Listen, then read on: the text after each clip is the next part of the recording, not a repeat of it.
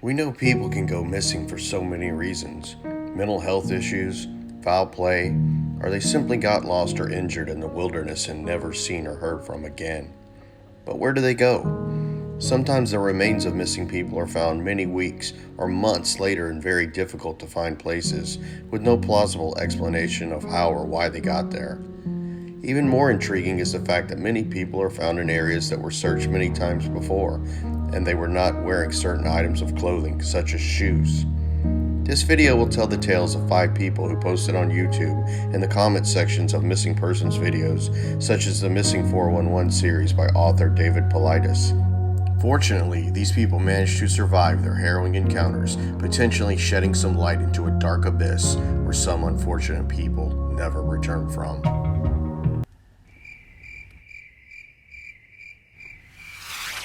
Number 5 by Jaker2123. About 2 to 3 summers ago, I was at my family's land we camp at. We call it the pond, hence it's a big pond we camp around. Beautiful place. Anyway, my brother had some friends over and everyone was drinking but me as I was the designated driver.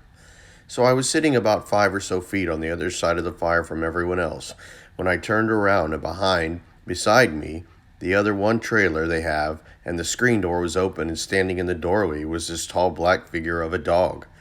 It looked exactly like a dog, just standing on its back legs with his arms crossed, leaning on the door frame. His ears were bent back, and he had huge black eyes that I could see the reflection of the fire in. I froze, just staring. Then turned back around, then got up and turned to look again, and it was gone. It was just chilling, there watching us.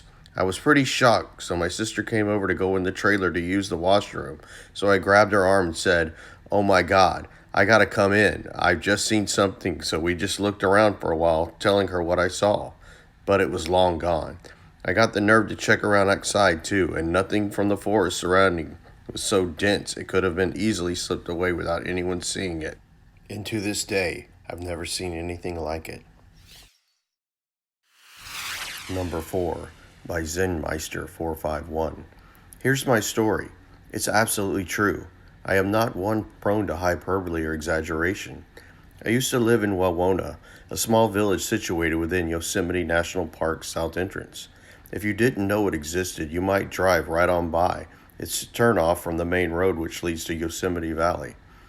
All the kids, young folks, used to go to a beautiful spot way upriver. It was a local granite-lined swimming hole. One you could always expect to meet up with a gang of locals there, all naked, sunbathing and having fun. I never recall ever being there alone. There was a huge fallen tree that had once fallen across the top of the falls, about a 10 to 12-foot waterfall that poured into a very deep, crystal clear, granite-lined catch basin below.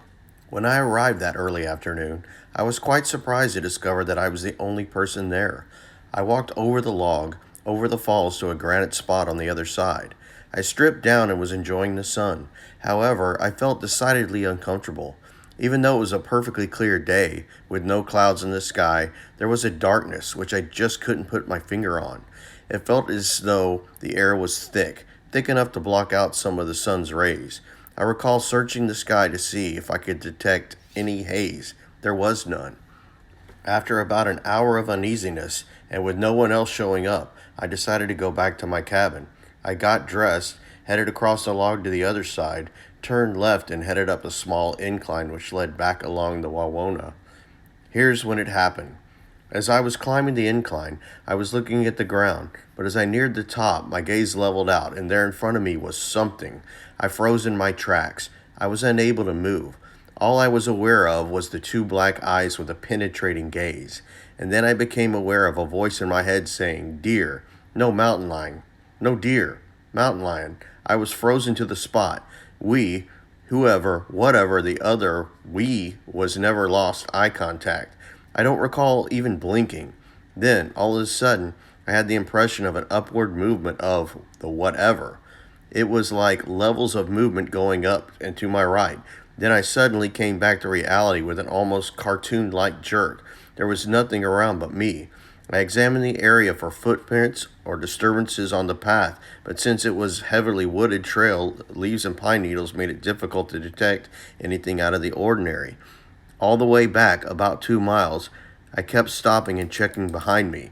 I never saw anything, but felt as though I was being followed. There is hardly a day that goes by that I don't try to figure out what I saw. All I ever get are those big, black, unblinking eyes and the words in my head. Number 3 by Tim Fangrit. I live in Romania, an East European country. After the fall of the communist regime in 1989, some secret documents of an agency called Department Zero were declassified. This agency was designated to investigate out of the ordinary cases, including UFOs and other paranormal activities spotted on the national territory. Romanian citizens didn't have any clue about their existence. They've only found out recently after the country became democratic. Anyway, to make a long story short, some strange disappearances similar to Missing 411 occurred, and they had survivors describing what happened to them. They said they've been teleported through some kind of portals from one place to another, miles away, missing hours or even days in some cases. Arriving back from wherever they've been, they described that everything was wrong, upside down, like looking into a mirror. In other words, what is normal for us, our reality, for them was now the exact opposite. What was making sense for everyone else, it didn't make any sense for them. They needed time to readapt to our reality. Investigators found some green pulsating thing. One of them was evaporated or sucked into a portal when he touched it. They decided to bury it. Nobody knows the exact location where, but occasionally tourists have encountered military personnel while hiking. So the damn thing, it's still there, and probably not only in my country. The approximate location is the Busegi Mountains. Cheers. Number 2 by Jester the Only. I was firefighting in Mount Hood in 2017. Our base camp was in the middle of the woods. We had showers, kitchen staff, and access to portable restrooms with at least 500 personnel. We fight fire near a lake and park service we needed to stay away from, and law enforcement was everywhere. I even saw black undercover vehicles. I wasn't the only one, and we sure weren't the only fire crew out there. Weird thing was, there were no insects, animals, or even flies. I mean nothing but vegetation and trees. Our crew boss had told us that they had seen surveillance cameras hidden in the trees and that there was something really strange going on, and was referring to the government. I was a replacement for one of the guys, so I was on my 5th day or so out there.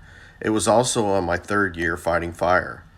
That night at camp, I had finished talking to my girlfriend and walked to my sleeping bag, jumped in and was trying to sleep. I was rolling around for about an hour. Then I saw a white light outside of camp, turning on and off. Take note that the whole camp was shut down during sleeping hours. After that, I thought I saw a black figure racing around camp, almost like a person, but it wasn't human.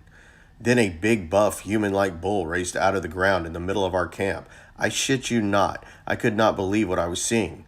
Everything that happened, I kept to myself till our tour was over.